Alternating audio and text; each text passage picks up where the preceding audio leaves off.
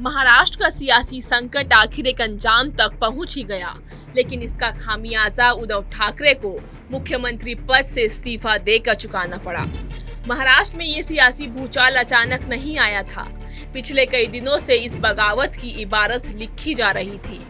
महाराष्ट्र की सियासत की तस्वीर उस दिन से बदलने लगी थी जब राज्यसभा चुनाव में कम संख्या बल होने के बावजूद बीजेपी ने तीनों सीटें निकाल ली थी।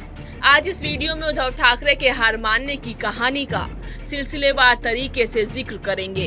राज्यसभा चुनाव में मिली हार ने महाविकास अघाड़ी सरकार के खिलाफ अविश्वास का बीज बो दिया था और साथ ही उनके आत्मविश्वास को भी हिलाकर रख दिया था।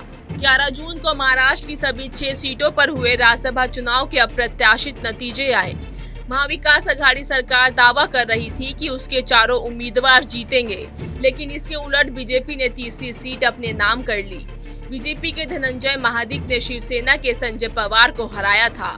इस हार ने एमवीके सरकार के अविश्वास का बीज बो दिया। इसके उलट पूर्व सीएम देवेंद्र फडणवीस ने माइक्रो मैनेजमेंट से निर्दलियों को अपने साथ ले लिया।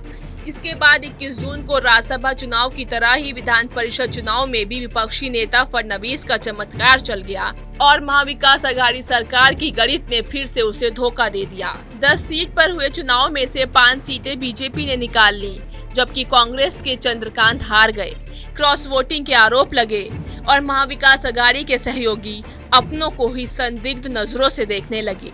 नतीजे वाली रात को ही शिवसेना के एकनाथ शिंदे कुछ विधायकों के साथ गायब हो गए। अगले दिन उनके बगावत की खबर आई। वो रातों रात बागियों के साथ सूरत पहुंच गए थे। बागियों को मनाने सूरत गए रविंद्र फाटक खुद बागी हो गए।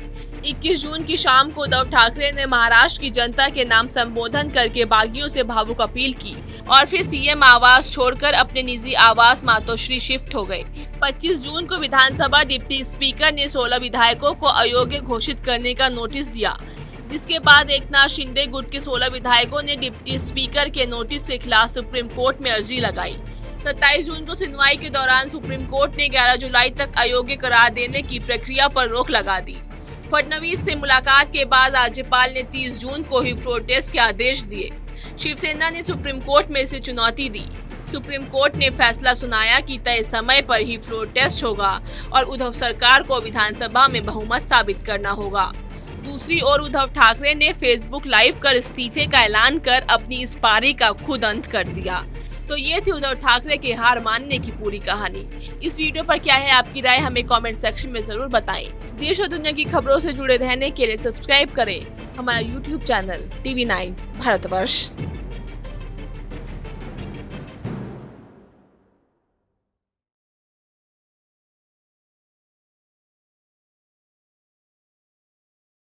परवाह देश की, सोमवार से शुक्रवार रात 10 बजे TV9 भारतवर्ष पर।